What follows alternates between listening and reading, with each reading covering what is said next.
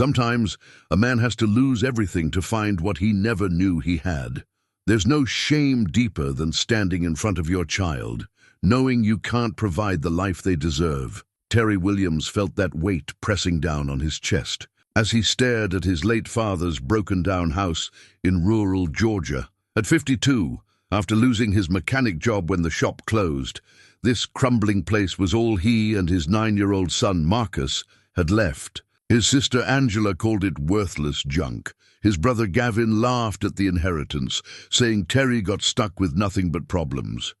Even cousin Sheila shook her head in pity. The house looked ready to fall down. Peeling paint, sagging. Porch, weeds growing through the floorboards. Marcus held his father's hand tight, trying not to show he was scared. Terry's family had mocked him for taking this place, but they had nowhere else to go. What none of them knew was that this old house was hiding something that would change their lives forever. But would a father and son discover the truth in time? Before we jump back in, tell us where you're tuning in from, and if this story touches you, make sure you're subscribed, because tomorrow I've saved something extra special for you. The afternoon sun cast long shadows across the front yard as Terry Williams stood motionless, studying the house that now represented both his salvation and his humiliation. The two-story structure leaned slightly to the left, as if decades of Georgia storms had finally worn down its resistance. Paint peeled from the wooden siding in long, curled strips that reminded him of old wallpaper, and the wraparound porch sagged under the weight of rotting boards and neglect. Marcus tugged at his father's calloused hand. "Daddy, are we really going to live here?" Terry's throat tightened. The boy deserved so much better than this. At 9 years old, Marcus had already endured more upheaval than most children face in a lifetime. First, Terry's divorce from Marcus's mother 3 years ago, when the drinking got too bad. Then the series of cramped apartments as Terry struggled to make ends meet on a mechanic's salary. Now this, a house that looked like it belonged in a horror movie rather than serving as anyone's home. For now, son, just until we get back on our feet. Terry reached into his wallet and pulled out a weathered photograph, its edges soft from years of handling. The picture showed him as a 7-year-old boy, standing beside his father in front of this very house. In the photo, the house looked proud and well-maintained, its white paint gleaming in the sunlight. His father, Samuel Williams, wore his Sunday best, a pressed shirt and suspenders, his dark hands resting on young Terry's shoulders with unmistakable pride. That was before everything fell apart, before the arguments that shook the walls, before the night Terry packed his few belongings and walked away at 17, swearing he'd never return. Before 35 years of silence stretched between father and son like an unbridgeable chasm. "Who's that with you, Daddy?" Marcus asked, peering at the photograph. "Your grandfather. My father. I never met him." "No, you didn't." Terry slipped the photo back into his wallet. "He died 2 months ago." The words still felt strange in his mouth. Samuel Williams, dead at 78. Alone in this house that Terry had refused to visit even once in 3.5 decades. The funeral had been a small affair. Just Angela, Gavin, Sheila, and a handful of neighbors Terry didn't recognize. He'd stood at the back of the church, feeling like an intruder at his own father's memorial service. Terry's phone buzzed. Angela's name appeared on the screen, and he considered letting it go to voicemail. His sister had called twice already today, each conversation a fresh reminder of his failures. "What do you want, Angela? I want to know if you've come to your senses yet." Angela's voice carried the sharp edge it had developed over the years. At 48, she managed a bank in Atlanta and had never let Terry forget that she'd made something of herself while he'd struggled from job to job. "That house is falling down around your ears. Gavin found a developer who'll give us $15,000 for the lot, cash deal. $15,000 split 3 ways won't solve my problems. $5,000 is better than nothing, which is what you'll have when that place collapses. Terry, be practical. You've got Marcus to think about." Terry watched his son explore the overgrown front yard, kicking at a rusted tin can with the curiosity only children possess. Marcus had adapted to every change in their lives with remarkable resilience, but even a 9-year-old had limits. And can't afford first month's rent and a security deposit anywhere else, Terry admitted. This is it for now. Then you're a fool. Angela's disappointment cut through the phone like a blade. Daddy left you that house because he knew you'd end up needing it.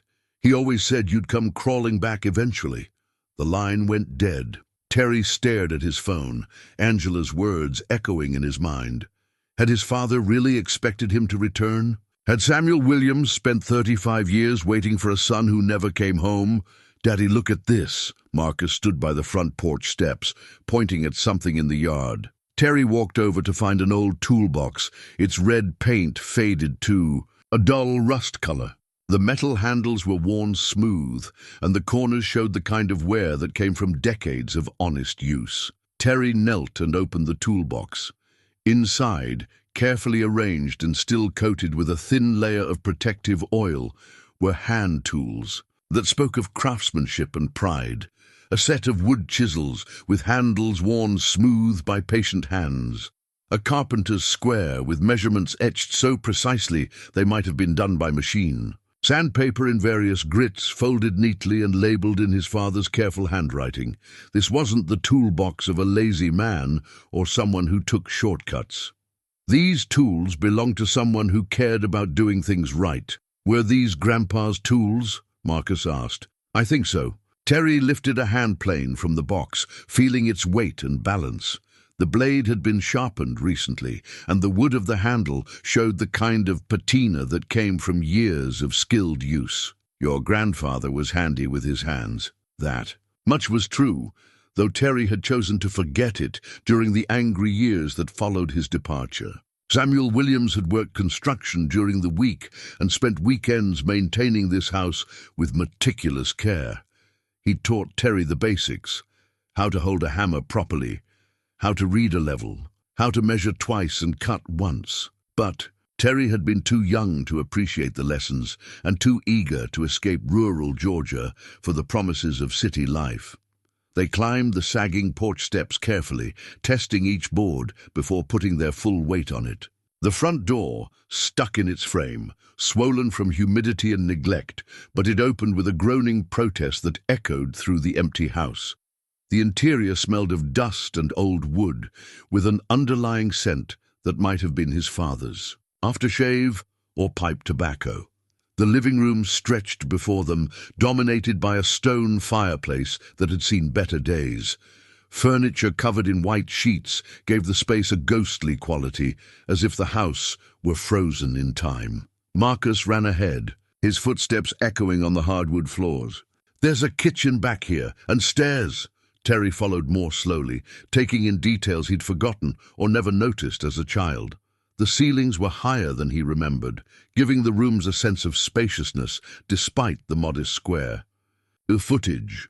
Crown moulding ran along the tops of the walls, carved with a simple elegance that spoke of care and attention to detail. Even neglected, the house possessed a dignity that Terry hadn't expected.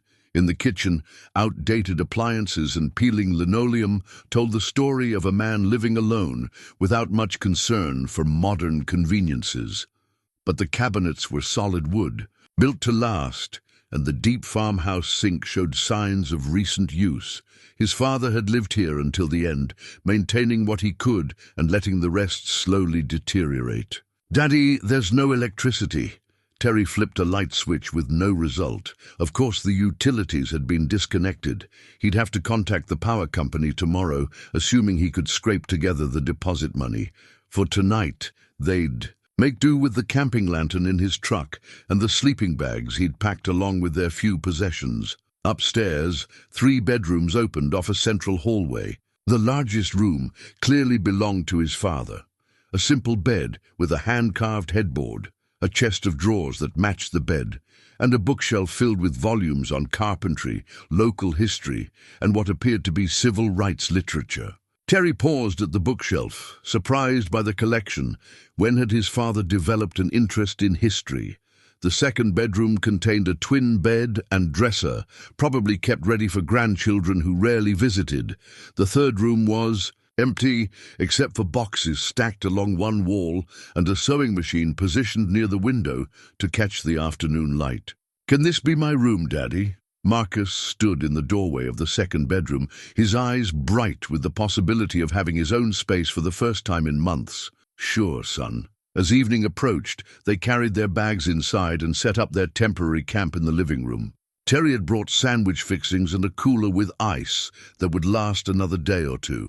They ate by lantern light, the dancing shadows making the covered furniture look like sleeping giants. "Tell me about Grandpa," Marcus said, settling. Into his sleeping bag, Terry stared at the ceiling, considering his words carefully.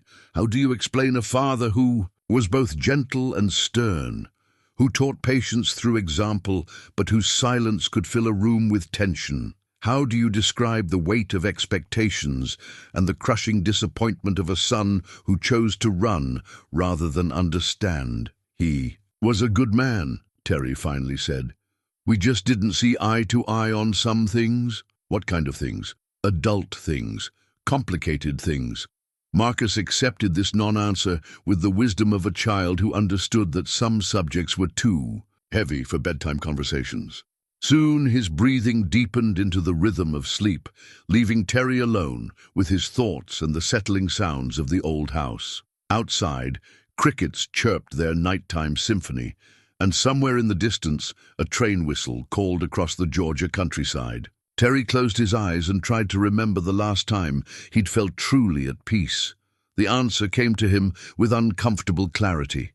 It had been in this house, in this room, listening to those same crickets while his father read to him from a book about brave men who stood up for what was right. Before sleep claimed him, Terry made a silent promise to Marcus and to himself. Whatever it took, he'd make this work. He'd find a job, fix what needed fixing, and give his son the stability he deserved. The mockery from his family stung, but it also strengthened his resolve. He'd prove them wrong about the house, about his choices, and about what a man could accomplish when he had no choice but to succeed. The weathered photograph in his wallet seemed to pulse with possibility in the darkness, connecting past and present in ways Terry couldn't yet understand.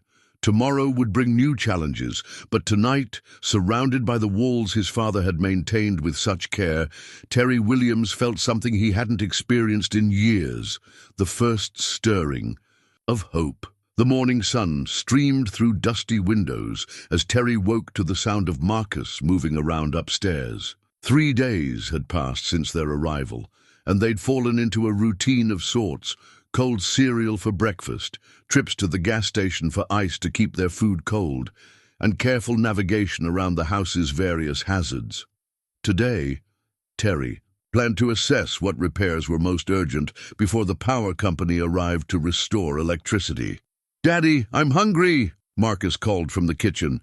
"Coming, son." Terry pulled on his jeans and work boots, already planning the day ahead. He'd need to prioritize the porch repairs.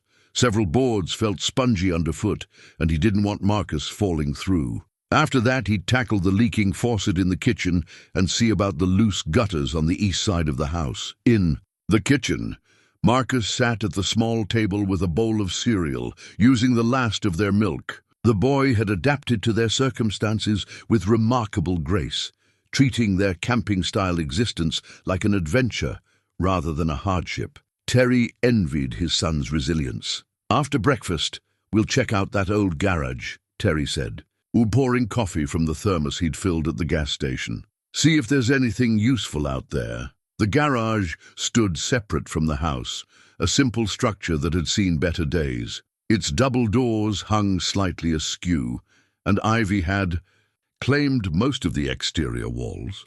Terry had avoided exploring it during their first few days, focusing instead on making the house itself habitable. They finished breakfast and walked across the overgrown yard to the garage. The doors resisted Terry's efforts to open them, their hinges protesting with rusty squeaks. When they finally gave way, sunlight revealed a space that was surprisingly organized despite years of neglect. His father's truck sat under a tarp, its bulk dominating the center of the garage. Along the walls, shelves held paint cans, gardening tools, and the accumulated debris of a long life. A workbench ran along the back wall, its surface scarred from decades of projects, but still solid and functional. "Look at all this stuff," Marcus darted toward a corner where fishing poles leaned against the wall. "Grandpa liked to fish." Terry pulled the tarp off the truck, revealing a 1980s Ford pickup in better condition than he'd expected. The blue paint had faded, but the body showed minimal rust, and the tires still held air. He lifted the hood and found an engine bay that was clean and well-maintained, as if his father had kept the truck ready for use, even when he no longer drove it regularly. "Why don't you play outside for a bit while I look through this stuff?" Terry suggested. The garage felt heavy with his father's presence, and he needed a few minutes alone to process the evidence of Samuel Williams' careful stewardship. Marcus ran outside, and Terry began a methodical exploration of the shelves and workbench. His father had been meticulous in his organization, screws sorted by size in baby food jars, electrical supplies coiled and labeled, hand tools arranged by function. This wasn't the workspace of a careless man or someone who'd given up on maintaining his property. A loud crash from outside interrupted his thoughts, followed by Marcus crying. Terry rushed from the garage to find his son on the ground beside the front porch, his leg stuck through a broken step. "I'm okay, Daddy, I'm okay," Marcus called out, but tears streamed down his face. Terry knelt beside his son, carefully examining the situation. Marcus had stepped on a weakened board that had given way, sending his leg through the gap up to his thigh. The boy wasn't seriously hurt, but he was stuck and scared. "Hold still, son. Let me figure out how to get you out of there safely." Terry examined the broken step and the structural supports underneath. The wood was softer than it should be, riddled with dry rot that had compromised its strength. As he worked to free Marcus, he noticed something odd about the construction. The step wasn't simply nailed in place. It appeared to have been designed to be removable, with hidden hinges and a mechanism that was now broken with age. "Can you move your leg at all?" Terry asked. "A little bit." Marcus wiggled his foot, demonstrating that nothing was broken or seriously injured. Terry retrieved a crowbar from the garage and carefully pried away the remaining pieces of the broken step. As the wood came away, he exposed a rectangular opening that was clearly intentional, too precise and well-finished to be accidental damage. "Daddy, there's something down there." Marcus was right. In the space beneath the removable step, Terry could see what appeared to be a wooden panel set into the foundation. The panel was painted the same color as the foundation stones, designed to blend in unless someone knew exactly where to look. Terry helped Marcus climb out of the opening, then knelt to examine the hidden panel more closely. It was hinged on one side and secured with a simple latch that had been disguised to look like a natural crack in the foundation. When he pressed the latch, the panel swung open to reveal a small compartment lined with metal. "What is it, Daddy?" "I'm not sure." Terry reached into the compartment and withdrew a plastic bag wrapped in what appeared to be oiled cloth. Inside the bag were papers, documents that had been carefully protected from moisture and decay. Terry carried the package to the workbench in the garage, where better light allowed him to examine the contents. The papers appeared to be hand-drawn maps or diagrams, showing the layout of the property with symbols and notations he didn't recognize.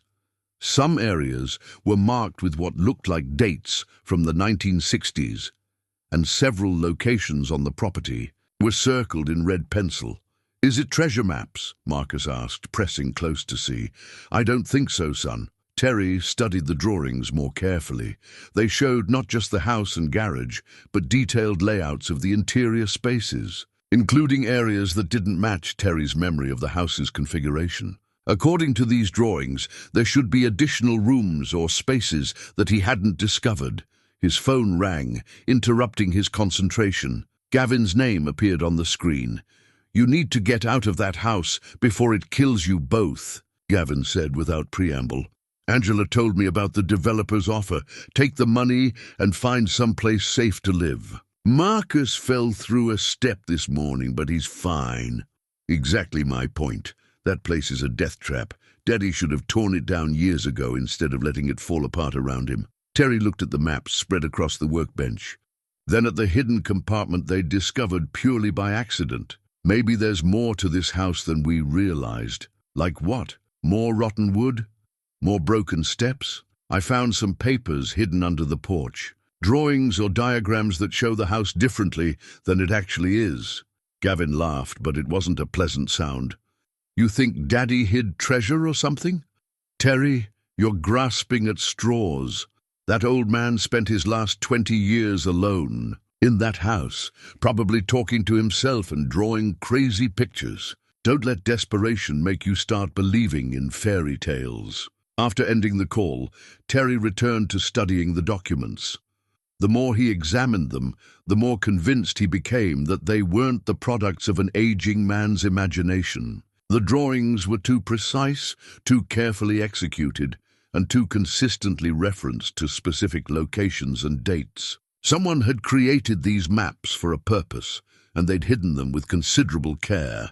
Daddy, can we explore the secret places? Marcus had been studying the maps over his shoulder, and his 9-year-old mind had immediately grasped what Terry was still trying to process. These weren't just drawings, they were blueprints for discovery.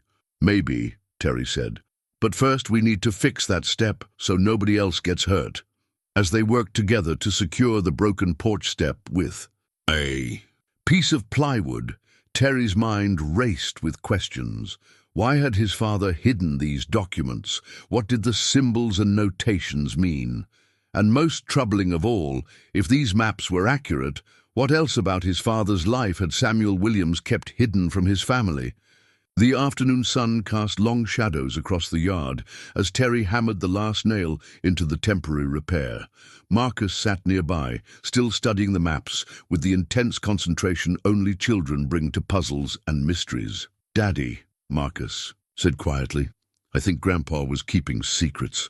Terry paused, hammer in mid-air, out of the mouths of babes. His 9-year-old son had articulated what Terry was still reluctant to acknowledge.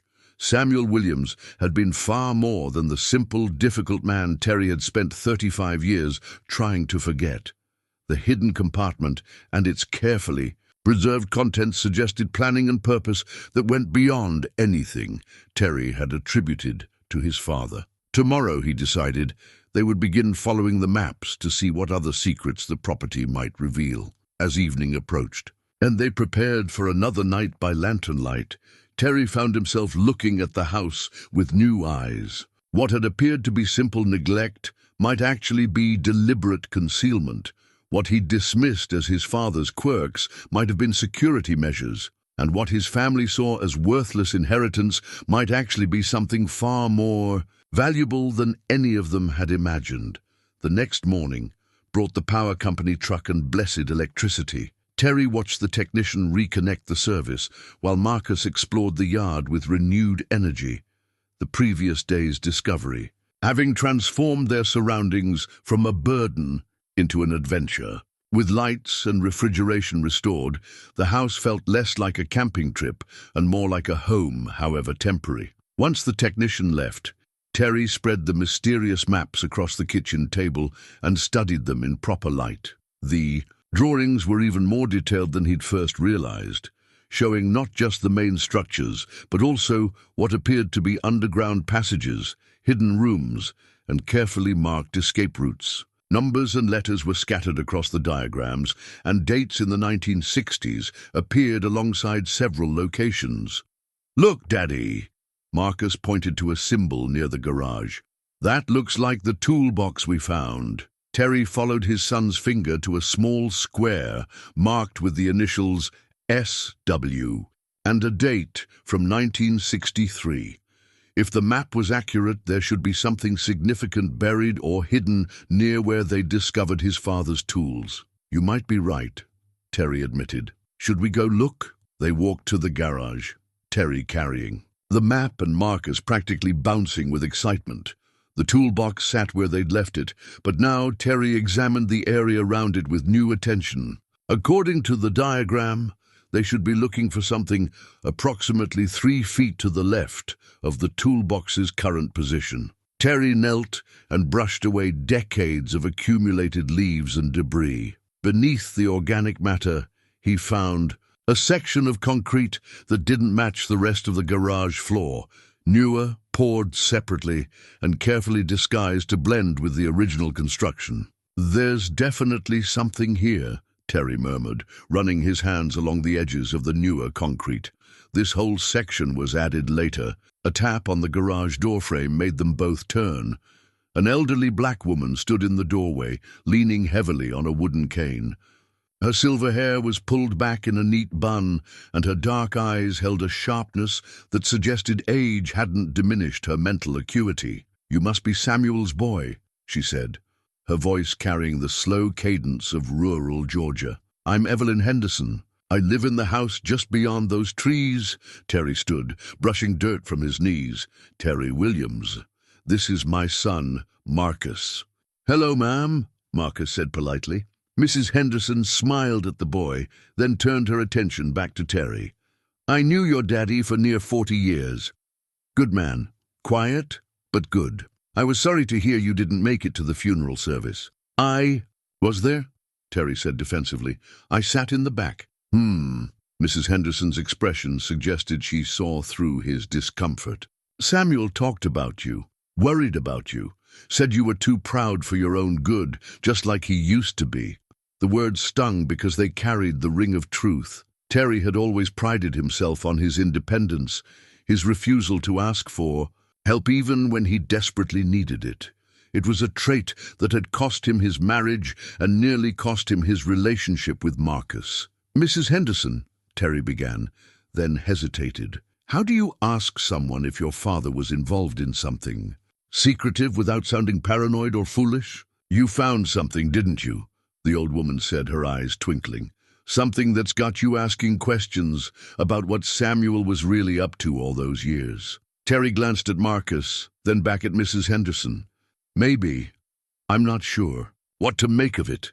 Mrs. Henderson stepped into the garage and looked around with the familiarity of someone who'd been there many times before. Samuel Williams was a man who understood that some stories are too dangerous to tell while the people in them are still alive. But now that he's gone, and you're here with his grandson, maybe it's time those stories saw daylight. "What kind of stories?" "The kind that involve brave people doing necessary things when the law wasn't on their side." Mrs. Henderson's voice dropped to just above a whisper. "The kind that could have gotten a man killed in this part of Georgia not so very long ago." Terry felt a chill run down his spine. The maps, the hidden compartment, the careful concealment. Suddenly it all began to suggest something far more significant than his father's eccentricity. "Mrs. Henderson, if you know something about what my father was involved in—" "I know plenty," she interrupted, "but knowledge like that isn't something you share with a man who's been running from his family for 35 years. It's something you share with a man who's ready to understand what kind of legacy he's inherited." Before Terry could respond, Mrs. Henderson turned and walked away, her cane tapping against the gravel driveway. She paused at the edge of the property and called back, "When you're ready to hear the whole truth, you come see me. But don't come until you're prepared to respect what your daddy sacrificed to keep that truth safe." Terry and Marcus watched her disappear among the trees, leaving them alone with more questions than answers. "What did she mean, Daddy?" "I'm not sure, son." Terry looked down at the map in his hands, then at the suspicious section of concrete at their feet. "But I think we need to find out." They spent the rest of the morning carefully examining the garage, following the map's guidance to locate other anomalies in the construction. Near the back wall, they found a section of concrete blocks that appeared to have been removed and replaced. Behind the workbench, a piece of paneling was slightly different in color and texture from the surrounding walls. Each discovery reinforced Terry's growing conviction that his father had systematically modified this property for purposes that went far beyond simple home maintenance. The question was, why? and whether those modifications were still relevant today. Around noon, Terry's phone rang. The display showed a local number he didn't recognize. "Mr. Williams, this is Janet Morrison from the Millerville Elementary School. I'm calling about Marcus's enrollment." Terry had registered Marcus for school the previous day, hoping to provide some stability and routine while they figured out their living situation. "Is there a problem?" "Not exactly a problem, but we do need to schedule a meeting to discuss Marcus's academic placement and any special needs he might have. Would tomorrow morning work for you?"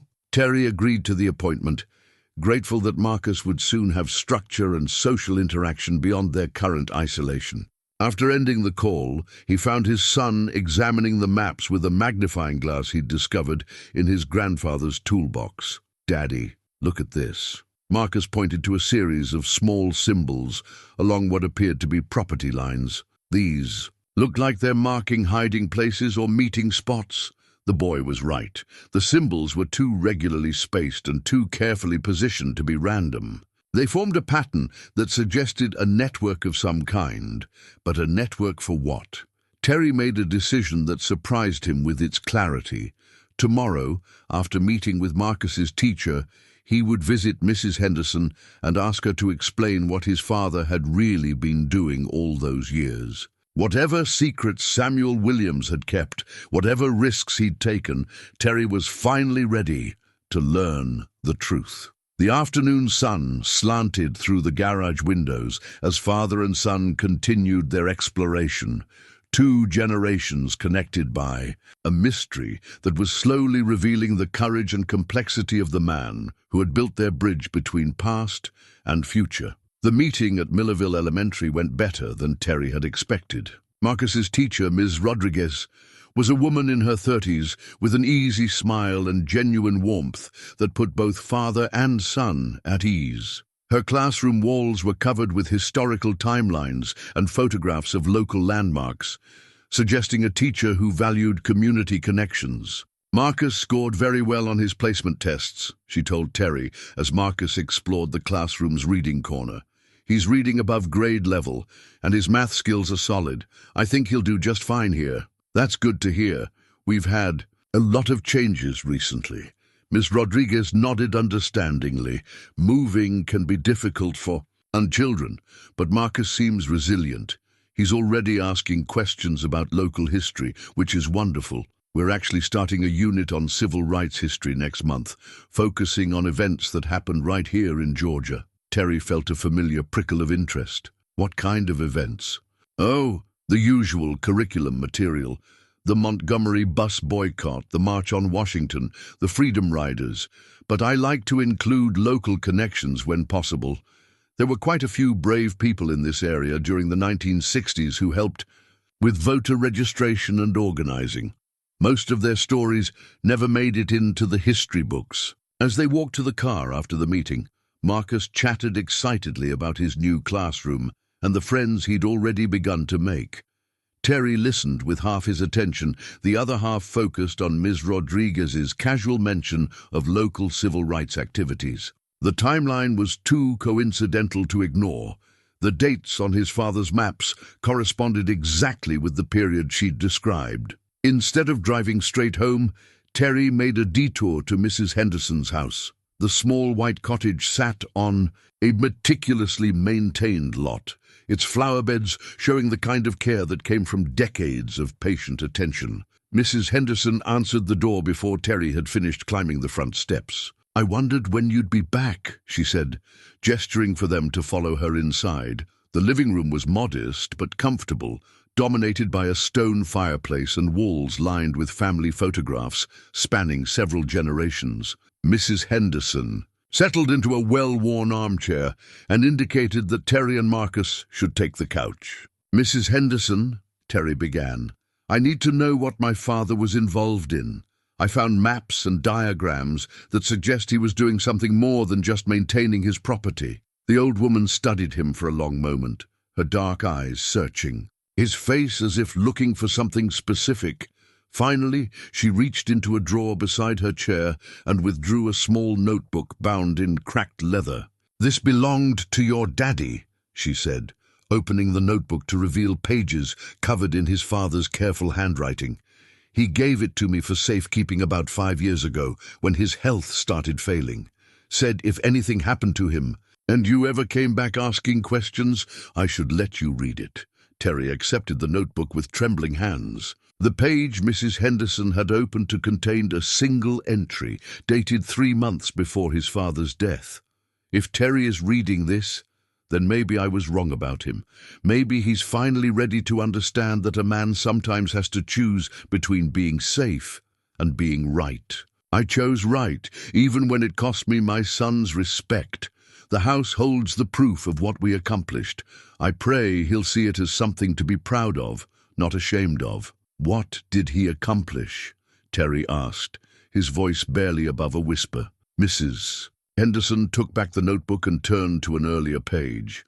"In 1962, your daddy and about a dozen other men in this county decided they'd had enough of watching their neighbors get turned away from voting because they couldn't pass some impossible test or pay a poll tax they couldn't afford. They started meeting secretly, planning ways to help people register and vote safely." She showed Terry a page that contained a list of names, dates, and locations. "Every person on this list was someone your daddy helped register to vote. Some of them had to travel 50 miles to find a registrar who would even let them try. Others needed protection from people who didn't want them exercising their rights." Marcus leaned forward, his young face serious with concentration. "Grandpa helped people vote?" "He did more than that, child.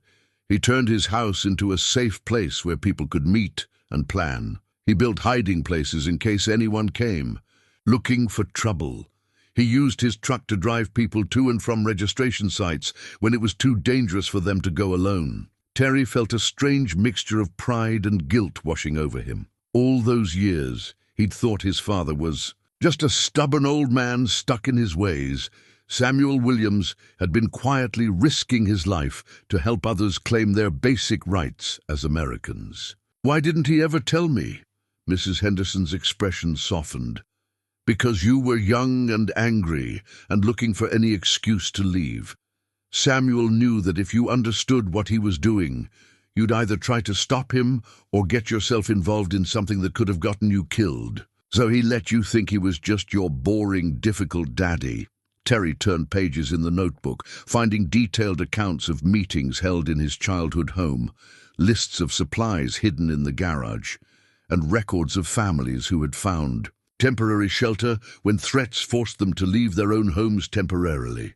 The scope of his father's involvement was far beyond anything Terry had imagined. "The maps I found show where everything was hidden, where people could go if they needed help, where supplies were stored."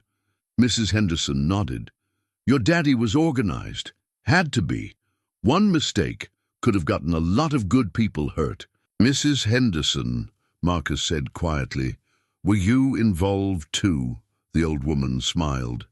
"Child, I was one of the first people your grandfather helped register to vote. I was 19 years old and scared to death, but he walked right into that courthouse with me and stood there while I filled out the forms. Didn't say a word, just stood there like a mountain, letting everyone know I wasn't alone." Terry closed the notebook, his mind reeling with the revelation that his father had been a civil rights activist working in secret for years. It explained so much: the careful modifications to the house, the hidden compartments, even his father's insistence on maintaining the property long after it became impractical. "There's more," Mrs. Henderson said, "but understanding it requires seeing it. Are you ready for that?" Terry looked at Marcus, whose eyes shone with excitement and pride. His son was learning that his grandfather had been a hero, while Terry was learning that he'd spent 35 years misjudging the most important man in his life. "Yes," Terry said, "we're ready." Mrs. Henderson stood slowly, reaching for her coat. "Then let's go back to your daddy's house. It's time you saw what your inheritance really means." The drive back felt different now, charged with anticipation and a growing sense of purpose. Terry glanced at Marcus in the rearview mirror, seeing his own excitement reflected in his son's eager face. Whatever they were about to discover would change their understanding of Samuel Williams forever. As they pulled into the driveway, Terry realized that his phone had been buzzing with ignored calls. 3 missed calls from Angela, 2 from Gavin, and 1 from Sheila. His family's pressure to sell the property seemed increasingly irrelevant compared to the revelations about their father's true legacy. They can wait, he decided, silencing the phone and following Mrs. Henderson toward the house that was beginning to feel less like a burden and more like a sacred trust. Mrs. Henderson moved through the house with the confidence of someone who had been there many times before. She led Terry and Marcus to the kitchen, where she began running her hands along the baseboards with practiced precision. "Your daddy was clever about hiding things," she said, her fingers finding what appeared to be a natural seam in the wood. Trim. He knew that if the wrong people came looking, they'd search the obvious places first. She pressed against a section of baseboard, and Terry heard a soft click. A panel swung inward, revealing a narrow space behind the kitchen wall. Mrs. Henderson reached inside and withdrew a bundle wrapped in oiled cloth, similar to what they'd found under the porch, but much larger. "This is what your daddy risked everything to preserve," she said, unwrapping the bundle on the kitchen table. The contents took Terry's breath away. Dozens of documents lay before them, meeting minutes typed on an old manual typewriter, voter registration forms filled out in various hands, and photographs showing groups of black men and women gathered in this very kitchen. But most remarkable were the formal documents bearing official seals and signatures. "These are original meeting minutes from the Millerville Voters League," Mrs. Henderson explained, spreading the papers carefully. "Your daddy was the secretary. Every meeting, every decision, every person who came through these doors seeking help, it's all documented here." Terry picked up a photograph showing his father standing beside a younger Mrs. Henderson and several other people, all dressed in their Sunday best. Behind them, he could see this kitchen exactly as it appeared now, down to the same curtains. "And light fixtures. When was this taken?" he asked.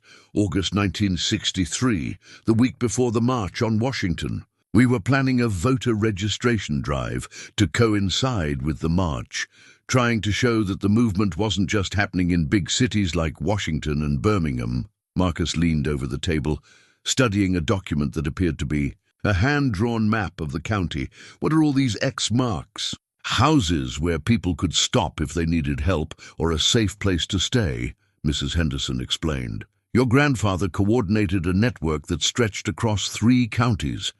People traveled from as far as Alabama to get help registering, to vote here, because word spread that Millerville was a place where a black person could exercise their rights without getting shot at." Terry found himself staring at a list of names written in his father's careful handwriting.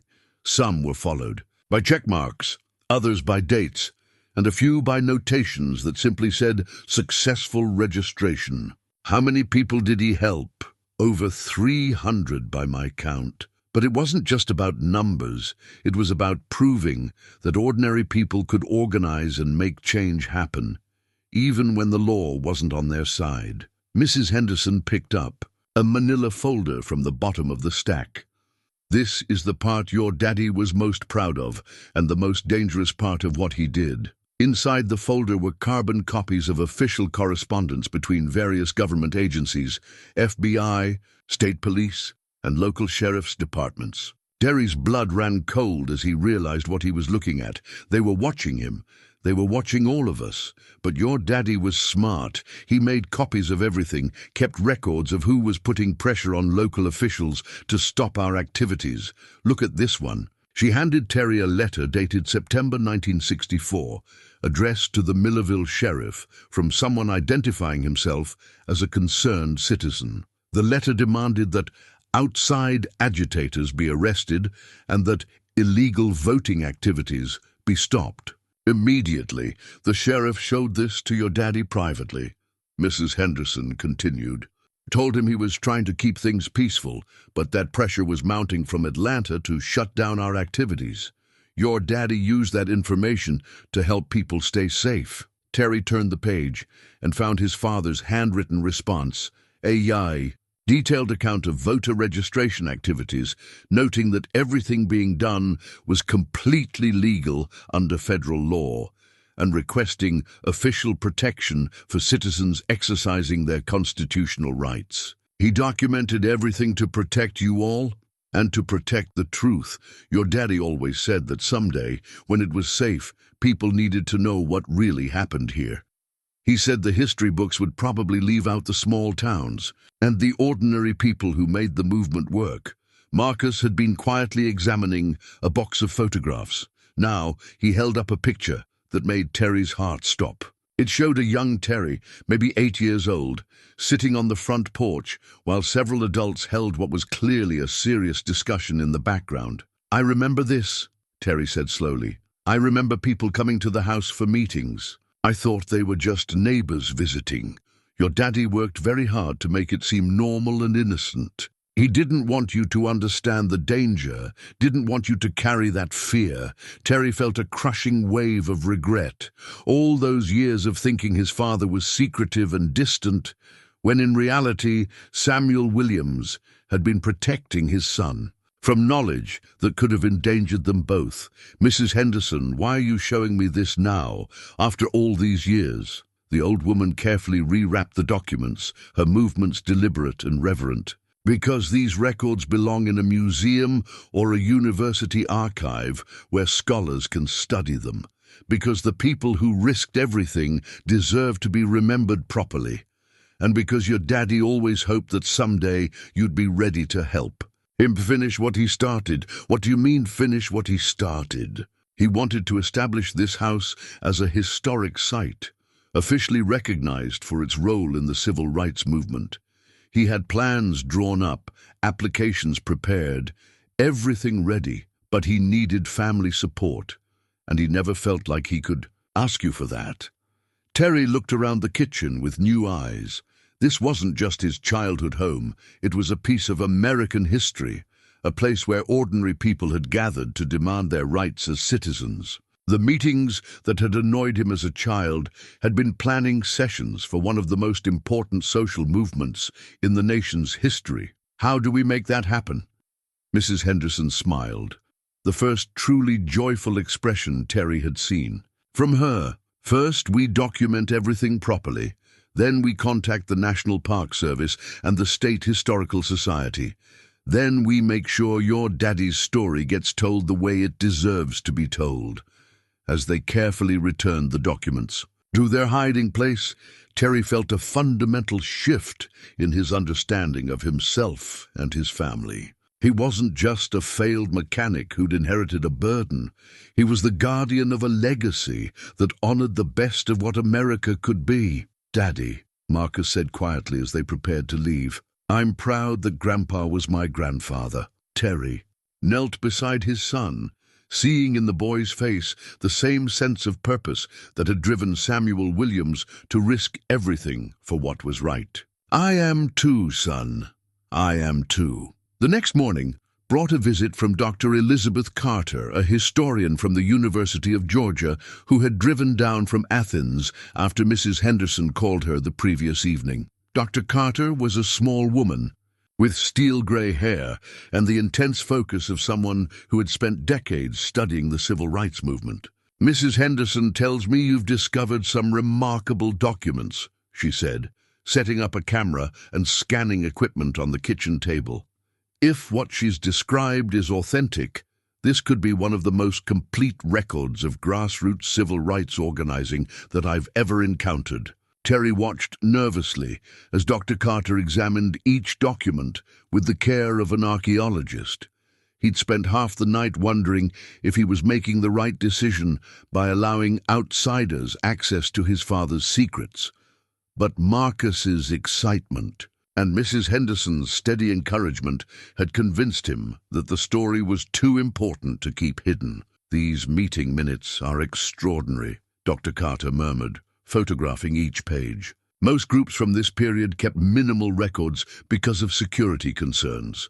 Your father was taking an enormous risk by documenting everything so thoroughly. She paused at a folder Terry hadn't noticed the day before, one containing architectural drawings that looked far more professional than his father's hand-drawn maps. Mrs. Henderson, these blueprints show modifications to the house structure. Were there actually hidden rooms and passages? Oh yes, Mrs. Henderson replied. Samuel was thorough about security. Would you like to see them? For the next 2 hours, they explored the house room by room, following the architectural plans to discover spaces Terry had never known existed. Behind a bookshelf in his father's bedroom, they found a narrow room equipped with a ventilation system and supplies for extended hiding. In the basement, a false wall concealed a tunnel that led to an exit near the tree line behind the house. This is unprecedented, Dr. Carter said, her professional composure finally cracking with excitement. I've studied safe houses and underground networks across the South, but I've never seen modifications this extensive or this sophisticated. Marcus ran ahead through the basement tunnel, his voice echoing back with delight. Daddy, there's another room down here. They followed the tunnel to discover a large underground chamber equipped with chairs, tables, and battery-powered lighting. The walls were lined with supplies, first aid materials, non-perishable food, blankets, and even a small library of books on constitutional law and civil rights. Your father built this place to shelter families if violence broke out, Mrs. Henderson explained. During the worst periods, when the KKK was making threats, people knew they could come here and be safe until things calmed down. Terry ran his hands along the walls, feeling the care and precision his father had invested in construction that was meant to save lives. The teenager who had stormed out of this house in anger had been too young and too proud to understand the courage required to build something like this. Dr. Carter was documenting everything with methodical precision. Mr. Williams, with your permission, I'd like to contact the National Park Service immediately. This site needs to be preserved and protected. It's a treasure trove of civil rights history. What would that mean exactly? It means official recognition. As a historic site, federal protection, funding for preservation and educational programs. It means your father's story becomes part of the permanent record of American history. Terry felt the weight of the decision pressing down on him. Official recognition would mean publicity, visitors, and oversight. It would also mean validation for everything his father had sacrificed to accomplish. His phone rang before he could respond. Angela's name appeared on the screen, and this time he decided to answer. Terry, thank God. Angela's voice carried unusual urgency. Sheila found a developer who's willing to pay $25,000 for the property, but we have to move fast. He wants to close next week. Angela, I can't sell the house. What do you mean you can't sell it? Terry, that's more money than you've seen in years. Don't let pride make you stupid. Terry looked around the underground chamber where dozens of people had once found safety and hope. It's not about pride. It's about understanding what Dad actually left us. He left us a falling down house in the middle of nowhere. Stop romanticizing. He left us a piece of history, Angela. This house was a safe haven during the civil rights movement. Dad helped hundreds of people register to vote when it was dangerous to try. The silence on the other end of the line stretched for several seconds. When Angela spoke again, her voice was different, uncertain rather than dismissive. What are you talking about? I'm talking about learning that our father was a hero, not an embarrassment. I'm talking about documents and photographs that prove this house was central to civil rights organizing in central Georgia. Terry, you're starting to sound like someone who finally understands what his father was trying to protect, Terry interrupted. Angela, there's a historian here from the University of Georgia. She says this could become a national historic site. Another long pause. Is this some kind of delusion brought on by stress? Because honestly, you've been through a lot lately. Dr. Carter took the phone from Terry's hand. Ms. Williams, this is Dr. Elizabeth Carter from UGA's History Department. I can confirm that your brother has made an extraordinary discovery. The documents and physical modifications to this property represent one of the most complete records of grassroots civil rights organizing I've encountered in 20 years of research. Terry could hear Angela's voice through the phone, sharp. With confusion and growing alarm, Dr. Carter handed the phone back. Your sister would like to speak with you. Terry... Angela's voice was smaller now, less certain. Are you saying Dad was involved in civil rights activities? I'm saying Dad was a leader in civil rights activities. I'm saying people drove from other states to get his help registering to vote. I'm saying he built hidden rooms and escape tunnels to protect families when the KKK made threats. Why didn't he ever tell us? Terry looked at Marcus, who was examining the underground library, with fascination. Because he was protecting us from knowledge that could have gotten us killed. Because he thought it was more important for us to be safe than for us to understand what he was sacrificing. When Angela spoke again, her voice carried a note. Terry hadn't heard since they were children. Wonder mixed with the beginning of understanding. Terry, if what you're saying is true, if Dad really was involved in something that important, then we have a responsibility to preserve it, Terry finished. This isn't just our inheritance, Angela. It's a piece of American history that belongs to everyone. As Terry ended the call, he realized that his family's opposition to keeping the house was beginning to crumble. The truth about Samuel Williams was too powerful, too important to be dismissed or ignored. Even Angela, practical and skeptical Angela, was starting to understand that they had inherited something far more valuable than real estate. 3 days later, Terry received a call that would change everything he thought he understood about his father's life and his own family history. Marcus was at school and Terry was working in the garage, organizing tools and supplies according to his father's careful system when his phone rang. Is this Terry Williams, son of Samuel Williams? The voice belonged to an elderly man with a slight accent Terry couldn't place. Yes, sir. My name is James Morrison. I'm calling from Washington, D.C. I worked for the FBI for 37 years, retired in 1995. I saw your father's obituary online, and I've been hoping to reach his family ever since. Terry felt a chill run down his spine. He'd seen enough. Movies to know that calls from former FBI agents rarely brought good news. What can I do for you, Mr. Morrison? It's more about what I can do for you, son. Your father and I had a relationship that lasted more than 20 years. I think it's time you learned the truth about who Samuel Williams really was. Terry sank onto a wooden crate, his heart pounding. I'm listening. Can we meet in person? What I have to share isn't the kind of thing we should discuss over the phone. I can drive down from Atlanta this afternoon if you're willing. 2 hours. Later, a silver sedan pulled into the driveway. James Morrison was a tall, thin man in his 70s, with skin weathered by age, but eyes that remained sharp and alert. He carried a leather briefcase that looked like it had seen decades of use. Mr. Williams, he said, shaking Terry's hand with a firm grip. Thank you for agreeing to meet with me. They sat in the living room, and Morrison opened his briefcase to reveal manila folders marked with official FBI stamps and classification markings. Before I begin, Morrison said, I need you to understand that everything I'm about to tell you remained classified until last year, when these documents were finally declassified under the Freedom of Information Act. For 40 years I wasn't allowed to tell anyone about your father's true role in the civil rights movement. Terry's mouth went dry. What kind of role? Morrison opened the first folder, revealing surveillance photographs of the house they were sitting in. The photos showed people coming and going, cars parked in the driveway and groups gathered on the front porch. But what shocked Terry was the professional quality of the surveillance and the official FBI stamps on each photograph. Your father was what we called a protected asset, Morrison explained.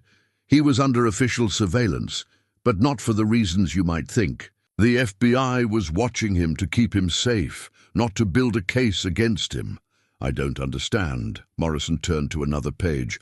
revealing what appeared to be internal FBI memos.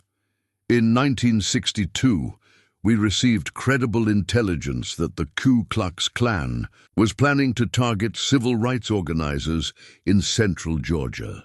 Your father's name was on their list, along with 15 other men they intended to intimidate, assault, or worse. Terry stared at the documents, his father's name highlighted in yellow on what was clearly an official FBI threat assessment. Rather than shutting down his activities, we made a decision that was unusual for the Bureau at that time.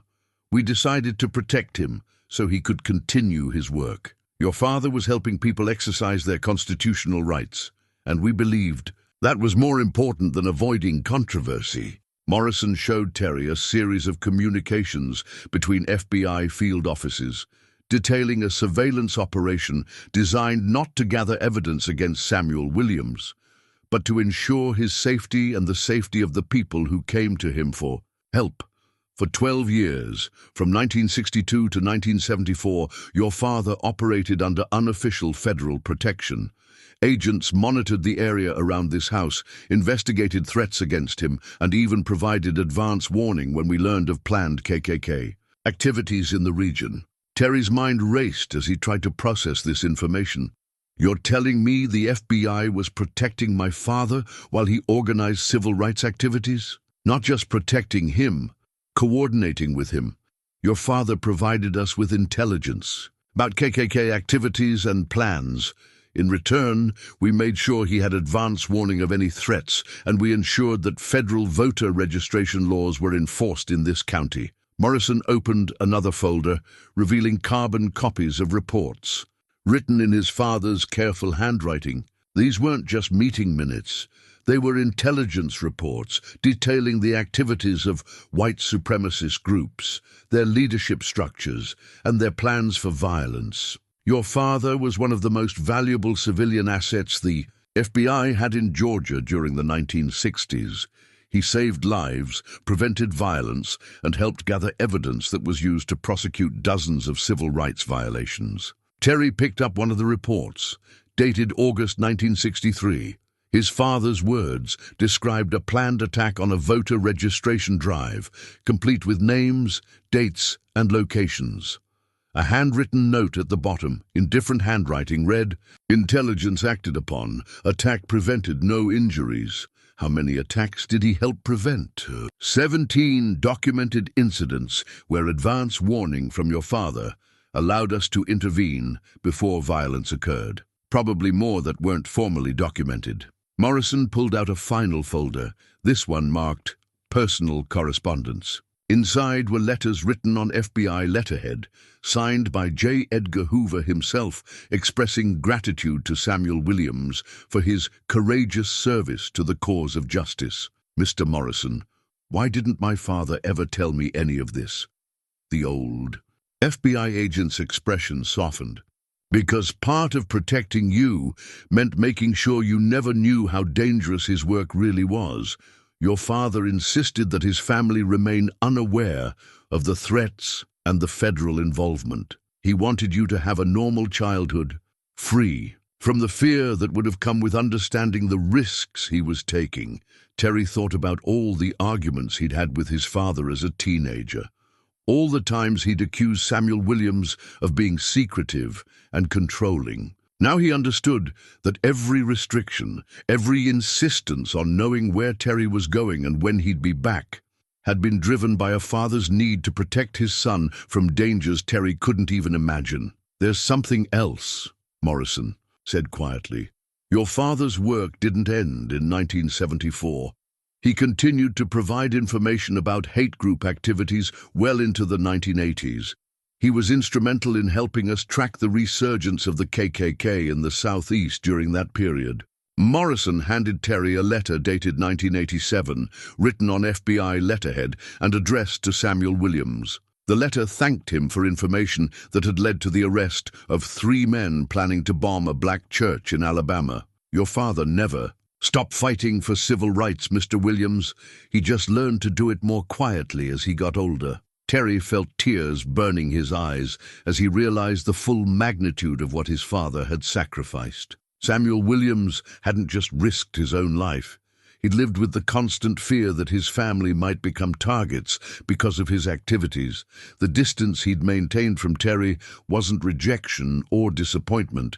It was protection. Mr. Morrison, why are you telling me this now? Because your father asked me to. Morrison reached into his briefcase one more time, withdrawing a sealed envelope marked, "For Terry." He gave me this letter 5 years ago, with instructions to deliver it only if you ever returned to the house and began asking questions about his past. Terry opened the envelope with shaking hands. Inside was a single sheet of paper covered in his father's familiar handwriting. "Terry, if Agent Morrison is reading you this letter, it means you've finally come home and discovered some of what I spent my life trying to protect.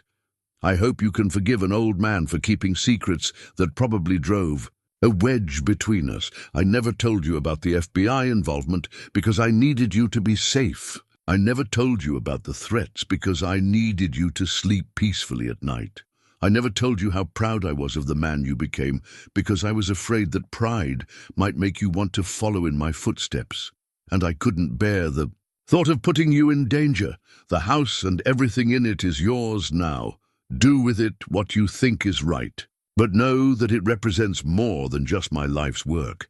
It represents the dreams and sacrifices of hundreds of people who believed America could be better than it was. I love you, son. I always did." Dad Terry looked up to find Morrison watching him with patient understanding. "Your father was one of the bravest men I ever knew," the former agent said quietly, "and one of the most careful. He managed to change the world while keeping his family safe. Not many men could have done both." As Morrison packed up his files and prepared to leave, Terry realized that everything he thought he knew about his inheritance had been transformed once again. This wasn't just a house with historical significance. It was the headquarters of a man who had worked directly with the federal government to advance civil rights and prevent violence. The mockery of his siblings, the pressure to sell, the assumption that their father had left them nothing but problems. All of it seemed petty and irrelevant compared to the legacy Morrison had revealed. Terry Williams wasn't just the inheritor of a house. He was the guardian of a hero's legacy and the keeper of secrets that had helped change America for the better. The revelation about his father's FBI connection had left Terry emotionally drained, but also filled with a fierce determination to honor Samuel Williams' legacy properly. Over the next week, he threw himself into researching the process for historic preservation, while maintaining the careful balance of school and stability that Marcus needed. Dr. Carter had been true to her word, submitting preliminary applications to both the National Park Service and the Georgia Historic Preservation Society. The response had been immediate and enthusiastic. Several historians and preservation specialists were scheduled to visit the following week to conduct formal assessments. But the most important discovery came when Terry decided to explore one final area his father's maps indicated might contain hidden materials. In the basement, behind a section of stone foundation that appeared solid, the architectural drawing suggested there was one more concealed space. Working carefully with a crowbar and hammer, Terry removed stones that had been fitted with such precision they appeared to be permanently mortared in place.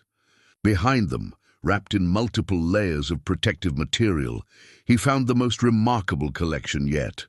Dozens of letters from families his father had helped, preserved for more than 40 years. The letters told stories that brought Terry to tears. A mother thanking Samuel Williams for helping her register to vote so she could have a voice in her children's education.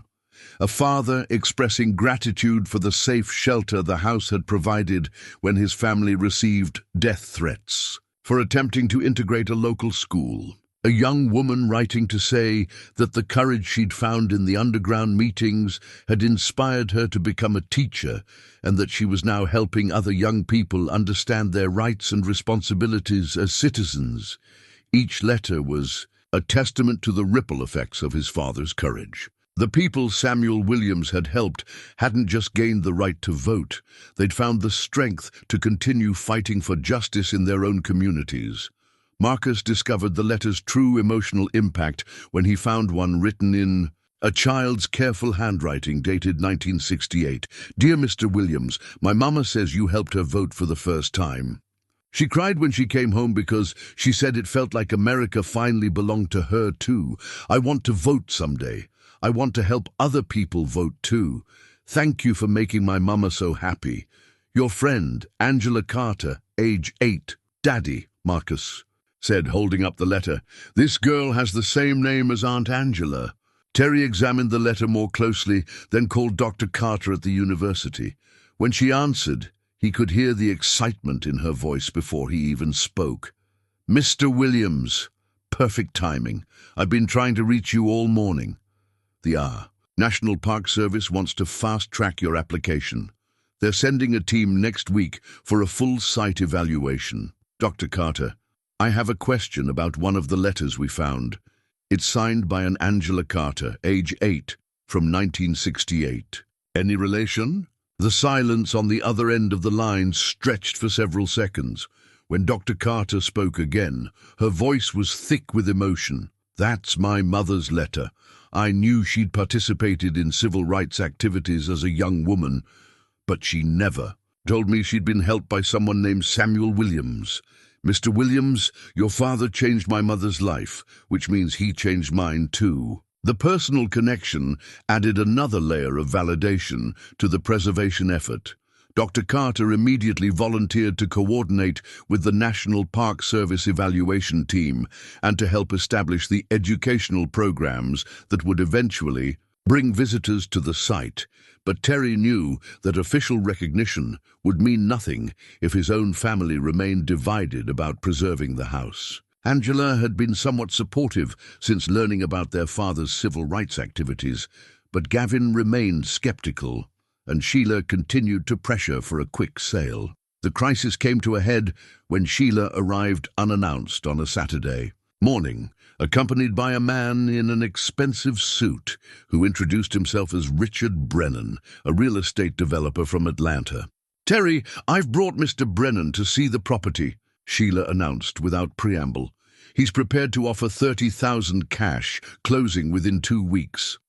Brennan walked through the house with the efficiency of someone who saw only square footage and development potential. He made notes about removing walls, updating electrical systems, and modernizing the kitchen, clearly envisioning a complete renovation that would erase every trace of the house's historical significance. The location is excellent, Brennan told Sheila as they returned to the living room. Close enough to Atlanta for weekend getaways, but far enough out for privacy. With some updating, this could be a beautiful vacation home for the right buyer. Terry felt a surge of anger that surprised him with its intensity. Mr. Brennan, this house is in the process of being designated as a National Historic Site. It's not available for sale. Terry, don't be ridiculous, Sheila snapped. You can't afford to maintain this place, and you certainly can't afford to turn down $30,000. The money isn't the point anymore, Sheila. Then what is the point? Some fantasy about our father being a civil rights hero? Even if that's true, it doesn't pay your bills or put food on Marcus's table. Marcus, who had been listening from the kitchen doorway, stepped forward with a folder in his hands. Aunt Sheila, would you like to see the letters? Before Terry could intervene, Marcus began reading from one of the family letters, his young voice clear and steady, as he shared the story of a family that had found safety and hope in this house. During one of the most dangerous periods in American history, Brennan listened with growing discomfort, clearly recognizing that the house's historical significance would complicate any development plans. Sheila's expression shifted from impatience to uncertainty as Marcus continued reading letter after letter, each one a testament to their father's courage and impact. Mr. Brennan, Terry said when Marcus finished, I think you can see that this property has value that goes far beyond its real estate potential. Brennan nodded curtly. Ms. Williams, I'll need to reconsider my offer given these new circumstances. Historic designation would severely limit development options. After Brennan left, Sheila turned to Terry with frustration and what might have been the beginning of understanding. Terry, I still don't understand why you're willing to give up guaranteed money for some uncertain historic designation. Terry led her to the basement, where the hidden chamber and underground tunnel provided undeniable proof of their father's activities. As she explored the spaces Samuel Williams had constructed to protect families in danger, Sheila's skepticism gradually gave way to amazement. "He built all this?" she asked, running her hands along the tunnel walls. "He built all this to save lives," Terry corrected. "Sheila, we're not just inheriting a house, we're inheriting a responsibility to preserve something that helped change America." That evening, after Sheila had left with promises to think about things, Terry received calls from both Angela and Gavin. Dr. Carter had contacted them directly, sharing copies of the FBI documents and family letters that proved their father's significance in civil rights history. "Terry," Angela's voice carried a note of awe, "I had no idea Dad was involved in anything this important. None of us did. That was the point. The historian says there could be federal funding for preservation and educational programs, that this could become a source of income rather than a financial burden." Terry smiled, recognizing his sister's practical nature asserting itself even in the face of historical significance. "It's not about the money, Angela. It's about doing right by what Dad built." "I know that, but it helps to know that doing the right thing might also be the smart thing." Gavin's call was shorter but equally important. "Terry, I owe you an apology. I've been thinking of Dad as a stubborn old man who left us problems to solve. I never imagined he was actually a hero." "He was that too," Terry replied. "But mostly he was a man who understood that some things are more important than being comfortable or safe." As Terry tucked Marcus into bed that night, his son looked up with serious eyes. "Daddy, are we going to keep Grandpa's house forever?" "As long as we can, son. As long as people need to remember what your grandfather and his friends accomplished." "Here." "Good," Marcus said, with the certainty that only children possess about matters of right and wrong. "Because Grandpa was brave, and brave people deserve to be remembered." Terry turned off the light and stood in the doorway, looking at his son silhouetted against the window. Outside, crickets sang the same song his father had listened to during those dangerous years when the house had been a beacon of hope in a hostile world. Tomorrow would bring the National Park Service evaluation team. Next week would bring decisions about federal designation and funding. But tonight, Terry Williams felt the deep satisfaction of a man who had finally understood his inheritance and chosen to be worthy of it. The family letters hidden in the walls had revealed the true measure of Samuel Williams' legacy, not just in the lives he directly touched, but in the generations who would benefit from the courage he'd shown when courage was desperately needed. Terry was ready to become the guardian of that legacy, and to ensure that his father's story became part of the permanent record of American courage. The morning of the family meeting arrived with unseasonable warmth for late October. Terry had spent the previous evening organizing all the documents, photographs and letters into a comprehensive presentation. The dining room table was covered with evidence of Samuel Williams' extraordinary life, each piece carefully arranged to tell the complete story of the house's significance. Angela arrived. First, her usual brisk efficiency tempered by something Terry hadn't seen in years: nervousness.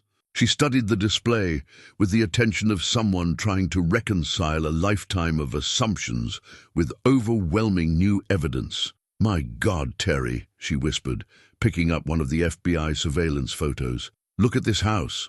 Look at all these people Dad was helping." Gavin and Sheila arrived together, their faces reflecting the skepticism that had characterized their attitude toward Terry's delusions about their father's importance. But as they entered the dining room and saw the scope of the documentation, their expressions shifted to amazement. "Is this real?" Gavin asked, examining a letter of commendation from the FBI. Dad actually worked with federal agents? For over 20 years, Terry confirmed. He was protecting civil rights workers and providing intelligence about KKK activities. The FBI considered him one of their most valuable civilian assets in Georgia. Dr. Carter arrived with perfect timing, carrying additional documentation she'd obtained from university archives. Her presence lent academic credibility to what might otherwise have seemed like family mythology. Your father's activities are extensively documented in federal records, she told the assembled siblings. The National Park Service has already indicated strong interest in designating this as a National Historic Site. Terry pulled out the folder containing the historic preservation application he'd completed the night before. The form represented months of research and documentation, but more importantly, it represented his commitment to preserving his father's legacy, regardless of family pressure. "I've submitted the paperwork," he announced. "With or without family support, this house is going to be protected as a historic site." Sheila's face flushed with anger. "Terry, you can't make that decision unilaterally. We all inherited this property." "Actually, I can," Terry replied calmly. "Dad left the house to me specifically, with instructions that I could make decisions about its future. The will is very clear." He produced the legal documents, highlighting the relevant passages. Samuel Williams had been strategic even in death, ensuring that the family member most likely to preserve the house's historical significance would have the authority to do so. "But the financial burden," Sheila began, "will be addressed through federal preservation grants and educational program funding," Dr. Carter interrupted. "The National Park Service has indicated they're prepared to provide substantial support for site development and maintenance." Angela had been quiet throughout the exchange, but now she spoke with the authority that had made her successful in banking. "Sheila, we need to look at this objectively. Terry isn't just preserving family history, he's preserving American history. The financial benefits are secondary to the moral obligation." "What moral obligation?" Sheila demanded. Marcus, who had been listening from the kitchen, walked into the dining room carrying the folder of family letters. Without asking permission, he began reading from one that had particularly moved him. "Dear Mr. Williams, because of your help, my husband was able to register to vote last week. For the first time in our lives, we feel like full citizens of this country. Our children will grow up knowing that their father's voice matters in American democracy. We will never forget your courage." The room fell silent as Marcus finished reading. The letter was signed by a family from Alabama who had traveled 200 miles to get Samuel Williams' help with voter registration because their local officials had refused to allow them to register. "That's what our father did," Terry said quietly. "He helped people become full participants in American democracy when the system was designed to exclude them. This house was the center of a network that changed lives and changed history." Gavin picked up another letter, this one from a young man thanking Samuel Williams for the leadership training he'd received during meetings in the House. The writer had gone on to become a mayor, a state legislator, and eventually a federal judge. "How many people did Dad help?" Gavin asked. "Over 300 documented cases of voter registration assistance," Dr. Carter replied. "Dozens of families provided temporary shelter. Hundreds more who attended meetings and planning sessions. Your father's impact rippled through generations." Sheila sat down heavily, her opposition crumbling in the face of overwhelming evidence. "I had no idea. I thought he was just a stubborn old man who refused to modernize or sell out." "He was stubborn," Terry agreed. "Stubborn about justice, stubborn about doing what was right even when it was dangerous, stubborn about protecting his family while still fighting for change." Angela stood and walked to the window, looking out at the yard where their father had once coordinated civil rights activities under constant threat of violence. "Terry's right," she said finally. "We have an obligation to preserve this, not just for our family, but for everyone who needs to understand What ordinary people can accomplish when they refuse to accept injustice. The transformation in his siblings' attitudes felt like a victory, but Terry knew the real test would come from the community and the formal preservation process. The house's historical significance was undeniable, but converting that significance into permanent protection would require sustained effort and commitment from all of them. 2 weeks later, the Millerville Community Center was packed beyond capacity for what had started as a simple town hall meeting about historic preservation, but had evolved into something much more significant. Word had spread throughout central Georgia about the Williams House and its role in civil rights history, drawing people from across the region who had connections to Samuel Williams' work. Terry stood at the podium, looking out at faces that ranged from curious neighbors to elderly African Americans who had traveled hours to be present. In the front row, Mrs. Henderson sat with several other members of the original Millerville Voters League, their presence lending gravitas to the proceedings. 6 weeks ago, Terry began, I thought I'd inherited a burden, a falling down house that represented my family's financial problems and my father's stubborn refusal to change with the times. Tonight, I understand that what I actually inherited was a responsibility to preserve one of the most important pieces of civil rights history in Georgia. He gestured toward a display that now covered an entire wall of the community center. Dr. Carter and her graduate students had created a comprehensive exhibit documenting Samuel Williams' activities, complete with photographs, documents, and testimony from people whose lives had been changed by the house's operations. The evidence speaks for itself, Terry continued. For more than 2 decades, my father and this community provided a safe haven for people exercising their constitutional right to vote. They documented injustices, prevented violence, and helped build the foundation for the America we live in today. An elderly man in the third row stood up. Samuel Williams helped my parents register to vote in 1964, he said, his voice carrying across the quiet room. They were sharecroppers, and the local registrar had turned them away 3 times with impossible literacy tests.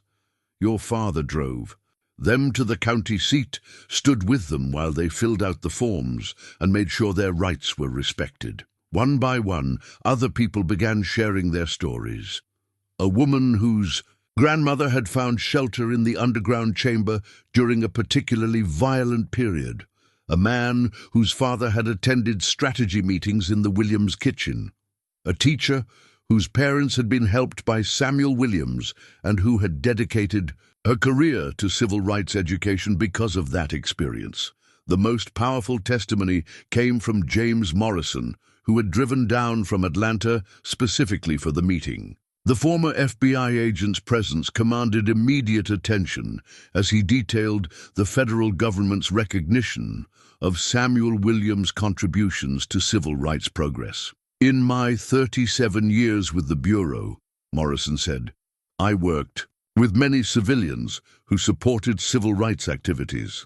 Samuel Williams was unique in his combination of courage, strategic thinking, and absolute commitment to nonviolence. He saved lives, prevented bloodshed, and helped ensure that the civil rights movement in central Georgia proceeded with minimal violence. When Morrison finished, the room erupted in sustained applause. Terry felt tears burning his eyes as he realized that his father's legacy was being validated not just by family members or historians, but by an entire community that understood the significance of what had happened in the house he'd once been ashamed to inherit. Dr. Carter took the podium to announce the formal results of the National Park Service evaluation. I'm pleased to report that the Williams House has been approved for designation as a National Historic Site, she said. Federal funding has been allocated for preservation, restoration, and the development of educational programs. The applause was deafening. Terry looked toward his family, seeing Angela wiping away tears and Gavin nodding with obvious pride. Even Sheila, who had been the most resistant to preservation efforts, was smiling through her own emotional response. But the most important moment came when Marcus stepped forward to address the crowd. At 9 years old, he possessed a clarity about his grandfather's legacy that had escaped the adults for decades. "My grandpa never told anyone he was a hero," Marcus said, his young voice carrying clearly through the room. "But that's what heroes do. They just do what's right without thinking about getting credit for it. I'm proud that I'm his grandson, and I'm proud that our house is going to help people learn about being brave." As the meeting concluded and people began to file out, many stopped to shake Terry's hand or share additional memories of Samuel Williams. The house that had once felt like a burden now felt like a bridge, connecting past to present, connecting individual courage to community transformation, connecting one family's story to the broader narrative of American progress. Mrs. Henderson was among the last to leave. She walked slowly to where Terry stood with his family, her cane tapping against the wooden floor. "Samuel would be proud," she said simply, "not just of what you've accomplished, but of how you've brought the family together around something bigger than yourselves." Terry looked at his siblings, at Marcus, and at the exhibition documenting his father's extraordinary life. The mockery and pressure to sell the house seemed like ancient history now, replaced by a shared commitment to honoring a legacy that belonged not just to the Williams family, but to everyone who believed in justice and equality. "Mrs. Henderson," Terry said, "this is just the beginning. We're going to make sure my father's story gets told properly and that the house continues to serve as a place where people can learn about courage and community action." As they drove home through the Georgia countryside, Marcus fell asleep in the back seat, exhausted by the evening's excitement. Terry glanced in the rearview mirror at his son, thinking about the gift Samuel Williams had given to future generations, not just the house and its history, but the example of what ordinary people could accomplish when they refused to accept injustice. The community's support had transformed the preservation effort from a family obligation into a community mission, ensuring that Samuel Williams' legacy would continue to inspire and educate for generations to come. 1 year later, Terry Williams stood on the front porch of his father's house, now officially designated as the Samuel Williams Civil Rights Heritage Site, watching a school bus pull into the newly paved parking area. The house had been carefully restored to its 1960s appearance, with the hidden rooms and passages preserved as educational exhibits that allowed visitors to understand the ingenuity and courage required for civil rights organizing. The bronze plaque beside the front door told the story in understated words. This house served as a center for civil rights organizing from 1962 to 1974. Under the leadership of Samuel Williams, it provided safe haven for families, coordinated voter registration efforts, and helped advance the cause of equality in central Georgia. Marcus bounded up the porch steps, his school backpack bouncing as he ran. At 10 years old, he had become the site's unofficial junior tour guide, possessing an encyclopedic knowledge of his grandfather's activities and an enthusiasm for sharing. The story that charmed visitors of all ages. "Daddy, my teacher says we have another group coming from Alabama next week," Marcus reported breathlessly. "College students studying civil rights history. Ms. Rodriguez thinks I should help with their tour." Terry smiled, remembering his own resistance to the house just 1 year ago. Now Marcus treated it as the most natural thing in the world to live in a place where history had been made, where his bedroom was just down the hall from rooms where strategy sessions had once determined the course of social justice efforts. "That sounds good, son. You know more about this place than most adults." The transformation had been remarkable. Federal preservation grants had funded not just structural restoration, but also the development of educational programs that brought hundreds of visitors to the site each month. Terry had found his calling as the site's director and primary educator, a job that combined his practical skills with a growing passion for sharing his father's story. Angela arrived for their weekly family dinner, carrying a folder of newspaper, clippings and magazine articles about the site. Her banking experience had proved invaluable in managing the complex financial arrangements required for historic preservation, and she'd become the unofficial family archivist, collecting every mention of Samuel Williams or the heritage site. "Look at this," she said, showing Terry an article from the Atlanta Journal-Constitution about heritage tourism in Georgia. "We're featured as one of the state's most significant civil rights sites. They're estimating our economic impact on the local community at over $200,000 annually." Terry appreciated the recognition, but what mattered most to him was the educational impact. Teachers brought students from across the Southeast to learn about grassroots organizing and individual courage.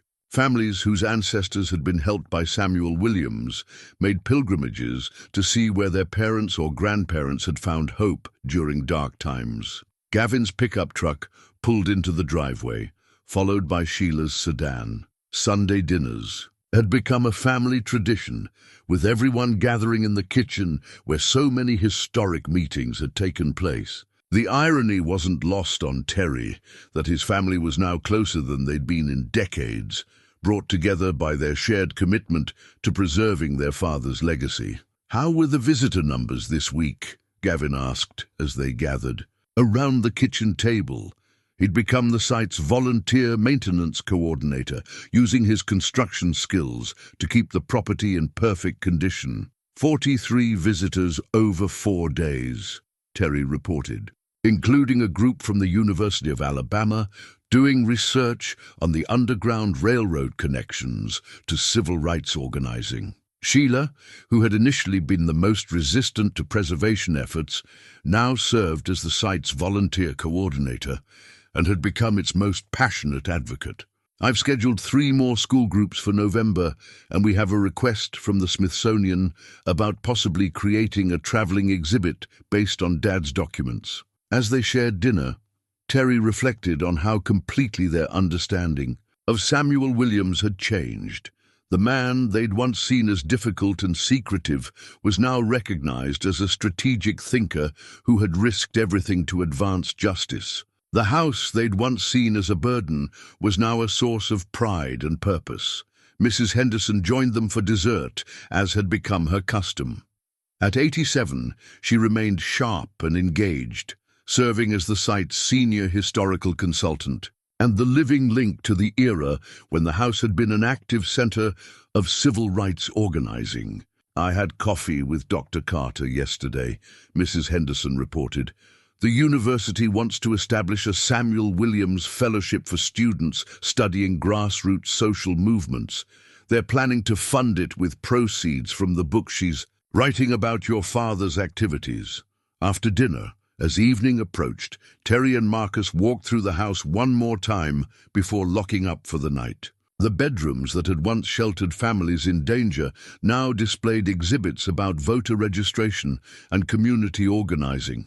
The basement chamber that had provided emergency refuge now hosted educational programs about nonviolent resistance. "Daddy," Marcus said as they stood in his grandfather's former bedroom, "do you think Grandpa would be happy about what we did with his house?" Terry looked at the display cases containing Samuel Williams' personal effects, the photographs showing him with civil rights leaders, and the letters from families expressing gratitude for his help. On the bedside table sat the original family, photograph Terry had carried in his wallet, the 7-year-old boy and his father standing proudly in front of this same house. "I think he'd be amazed that his story is being told at all," Terry replied. "He spent so many years keeping everything secret to protect people.